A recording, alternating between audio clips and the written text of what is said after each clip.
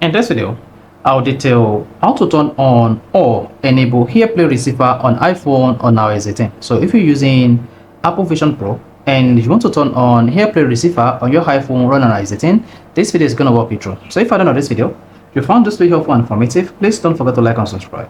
Now the first step you want to take, when you want to turn on AirPlay Receiver on your iPhone on iOS 18, is go to your iPhone settings, like this.